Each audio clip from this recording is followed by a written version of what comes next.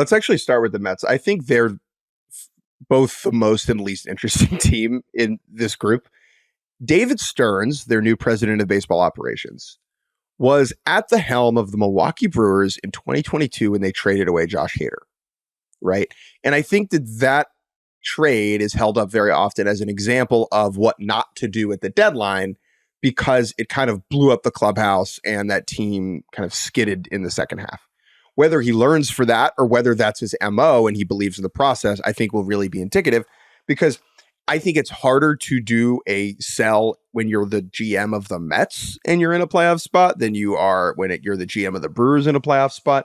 What do the Mets need, though? I mean, it's literally anybody who can pick up a baseball and throw it in the direction of home plate from the pitcher's mound. Their starting rotation has done admirably considering the talent that they have there. The bullpen really needs some reinforcements if they're going to contend. Let's actually stay in this little area here, Jordan. The other two teams that are in the wild card spots right now, the Braves and the Cardinals. I think the Braves conversation is pretty straightforward. This is literally 2021, right? They've had enough injuries to the outfield with Acuna and Michael Harris going down that they just need outfield help. They specifically need a left-handed hitting outfielder to kind of complement Adam Duvall. I'm very curious as to who that's going to be. Like, Jazz doesn't feel like an obvious fit there. It'll be interesting to see what they go for. Yeah, I mean, again, there's not a ton of hitters we're like super amped about on this trade market, which is what is going to make this so interesting. Is do those guys end up going for a lot more? I mean, more on the pitching side, right? We were surprised at how expensive Hunter Harvey was. Now, that's generally guys with multiple years at any position are going to end up, getting more. But I do agree that Atlanta's in a spot where, I mean, I still look at the pitching too, and I'm like, man, we're still an injury or two away from this being a little dicey. But I do think that offensively, even though they seem to be picking it up before the break, and they still, in theory, their top five should still be extremely good. I do agree with you. It's as simple as Kelenic has been fine. Adam Duvall has been abysmal. And Eddie Rosario is not something that you can rely upon. To me, a trade for Jesse Winker feels like the most obvious thing in the world. Left-handed hitting outfield bat who you can platoon with Adam Duvall. Now, the problem I understand is Winker's not a great defensive outfielder, but it's the deadline and you have to, you got to compromise somewhere. That feels like a perfect fit for the Braves. They could also maybe use another bench infielder if we're being real. Right. I would say, or they go super aggressive and call it the Rays for Randy. But the thing about that is, again, like in theory, it's like, well, Atlanta doesn't have enough to trade for Randy or any of these other guys. But man, they've found ways to make deals like that. So we'll see. And I think Atlanta is actually a good place to just talk about this. Here are the outfielders, because Atlanta needs outfielders. Jesse Winker, Randy Arozarena, Lane Thomas on the Nationals. He has another year of control next year. Tommy Pham would be a one-year rental. Kevin Pillar, who has been bizarrely unbelievable for the Angels, but can you really trust that? He is definitely going to get dealt if the Angels are intelligent at all. Jazz Chisholm Jr. is someone that someone that the Marlins are definitely going to try and move. I'd be curious to see if the Athletics try and trade Miguel Andujar. Taylor Ward. I think they definitely will. Yeah, or Rooker, right? Yeah. Or Rooker. The problem with Rooker is his defense is not very good.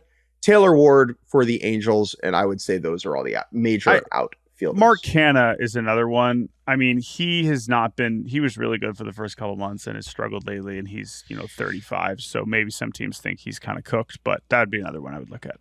I would say now is a good opportunity to shoehorn the Phillies into this conversation, because what they need is Steve Pearce. Okay?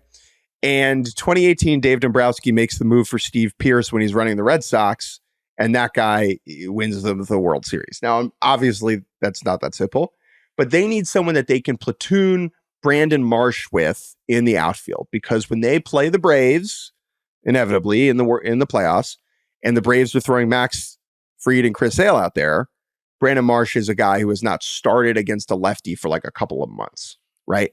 And Mark Canha, who hits lefties very well, is a right-handed hitting outfielder, feels like a natural fit for the Phillies. I also think the Phillies should go out and get one more reliever just to supplement that bullpen.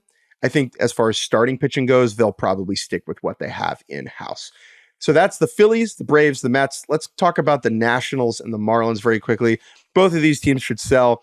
The Marlins are going to try and trade anything they possibly can. That's going to be Josh Bell. That's going to be Tanner Scott, who is probably the best reliever available. He's an impending free agent. He's going to get them a real prospect or two back.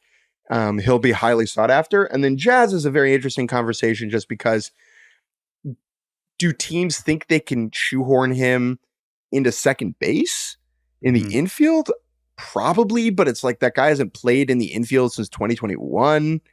So it's just a very odd conversation. I wouldn't be that, like, that would be less of my concern with Jazz. I have to imagine that defensively, I mean, there will be some defensive questions, but remember, it was already kind of aggressive that they even moved him to center. A team like the Mariners, if they were going to go after him, would they try to push him into the infield, or would they have him learn a corner outfield spot? Like, that's a concern, but really it's more of, do you know what you're getting offensively? And do you know that your team wants to hang out with Jazz Chisholm for the next year and a half, right? We love Jazz. We have been Jazz supporters for a long time. We understand that there's obviously been moments in his Miami tenure that have not made him the most beloved person in the clubhouse. But like generally, I think that he's someone that, especially in this market where there's so few impact players available, and the Marlins are going to be so aggressively trying to move him in a way that if you're looking for super duper upside, if you're trying to go after Luis Robert, that's going to cost you an absolute fortune. Just as the macro picture about the Marlins that I'm fascinated by, how quickly they were willing to jump on trading Arise, which, by the way, maybe ended up being smart regardless of the return. Arise has certainly struggled over the last month or so. I know he's been injured. But will Miami at this point, will Peter Bendix at this point jump at a great offer tomorrow, or is he going to take this down to the deadline knowing that everybody knows he's going to deal multiple players? And so is he willing to take this down to the end now, or will he jump at the first great offer that he gets for Scott, for Jazz? Quickly on the Nats, they're definitely going to sell. Weaker's gone. Dylan Floro's gone. They'll try and trade Trevor Williams. The main question is, do they try and trade the guys with multiple years of control left? All right, that's going to be Lane Thomas in the outfield and Kyle Finnegan in the bullpen, who was an all-star, and I didn't know he was an all-star until I walked into the National League clubhouse and saw Kyle Finnegan. So congrats to Kyle Finnegan. That's the NL East.